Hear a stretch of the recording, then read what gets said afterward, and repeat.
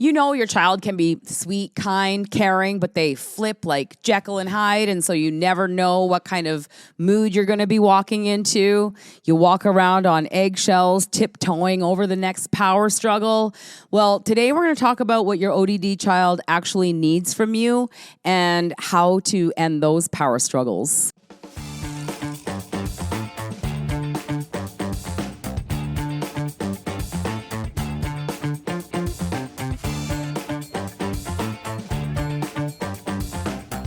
We are Bonnie and Thomas Liotta. Yes, we're the founders of Creating Champions for Life. We've worked with more than 300 families. I've literally watched thousands of children transform before my eyes.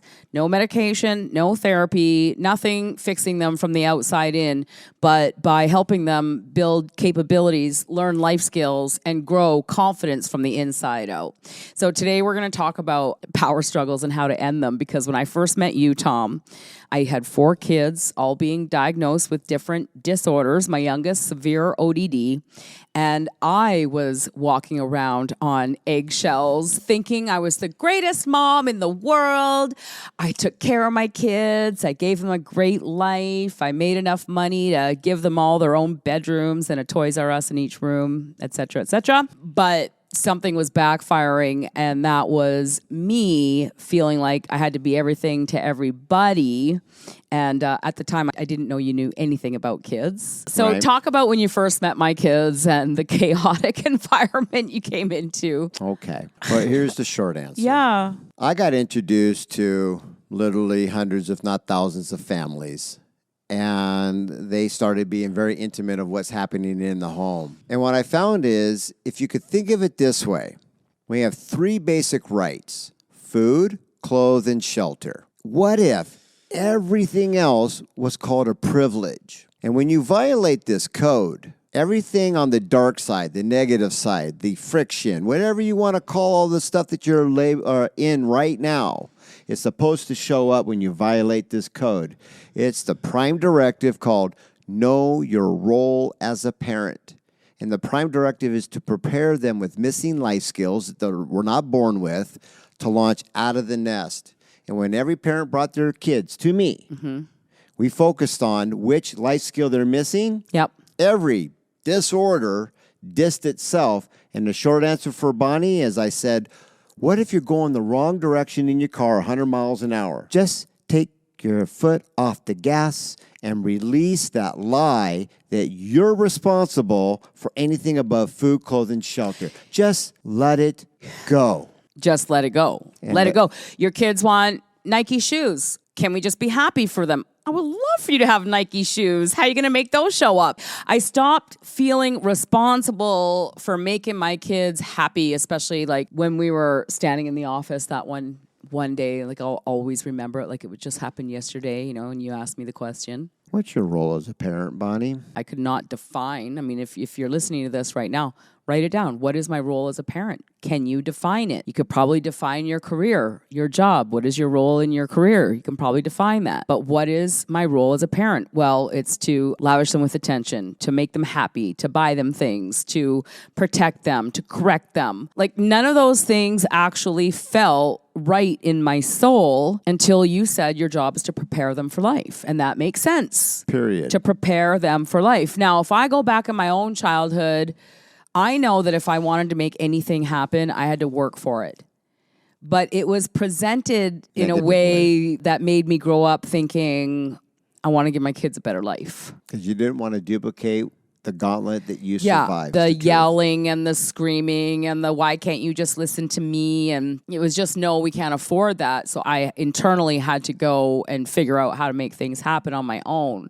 True. But when we talk about, you know, the rod of discipline in the book of Proverbs, right? Like, those who spareth the rod, you know, hateth their children. We have been taught that backwards. We've been taught that the rod is some sort of like tool to beat our kids with. Oh, it's so simple to look at it the opposite way. You don't beat the sheep. No, Like, exactly. when Don't you beat the understand sheep. it, my rod No. and my staff, they comfort me. This is the sheep talking. Thank you. Because if I'm walking and I don't know which way to go, and I put the staff in front of the path left. It doesn't take an Einstein to go, well, water takes the least point of resistance. The sheep will go to the right. Whose idea was it? The sheep, because you created the right environment for them to solve the puzzle. Yes. It's so beautiful. It's like poetry in motion. It is. But parents, you've been taught not to know it or do it. And that's why every mom, just like Bonnie, has an opportunity if they're willing to renew their own mind and look at it from a new perspective, like learning to speak Spanish. You can learn to speak kid. 100%. And yes, it is this simple. Yeah. So not easy.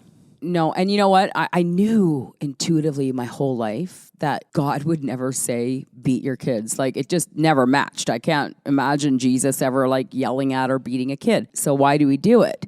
We've been duped. We've literally been led by wolves in sheep's clothing in the absolute wrong direction. We are the cause of the ODD. We are exasperating our kids. The Bible tells us very clearly that we should train our children up in the way they should go, not constantly correct them in the moment, because any human being that has another human being following them around going, no, no, no, we don't do it that way. No, no, no, don't walk like that. No, no, no, come on, hurry up, but don't walk like that. It would be enough to absolutely drive you batty.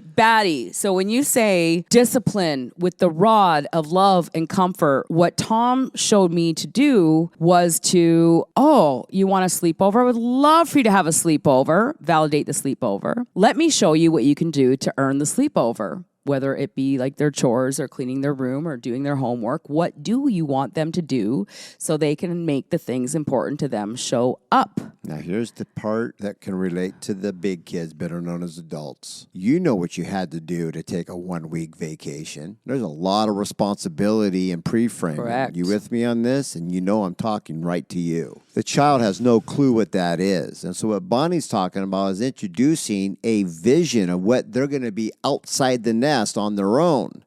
You can't just dump it all on them at one time, but you start with a baby step of just being able to understand there's a lot of stuff that has to happen. And if you let them know that there's this big list of things to do so they can get their prize, you actually broke the curse. You let them see the truth, the whole truth, nothing but the truth. Did you say they can do it? Not yet.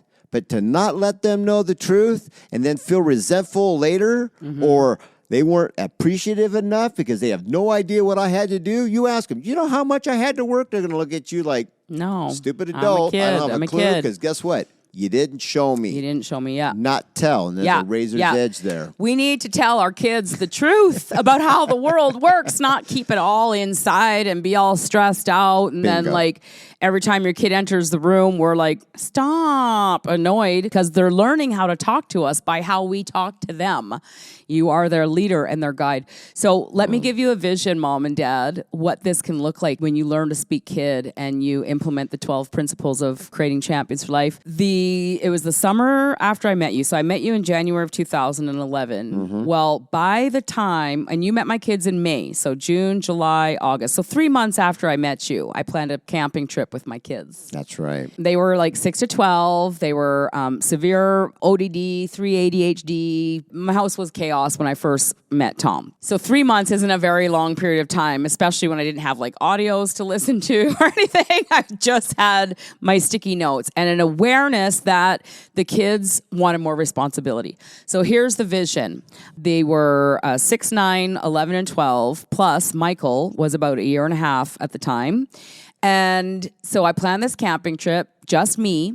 I gave the kids all tasks to do if they wanted to be able to come camping. We also had treats that they were working towards earning. You kind of get it. What do you guys want to do when we go camping? And so we had this list of treats and things that they could work towards. They were all responsible for packing their own bags. They were responsible for helping me, get ready to go, load up the truck. Like, we worked together as a team. Every meal preparation was planned as a team. It was all proactive, and I remember getting there and we were setting up camp and I had all the kids doing something or they were helping. And the families that were around, like the kids were sitting around lazing around and the parents were doing everything. And then it was like, how do you get your kids to help you? They have goals that they're earning. Yeah, it's called goal So, power. yeah, the vision is you can turn things around. Your family can work together like a fine-tuned Swiss watch. There can be peace and harmony and happiness and wholeness.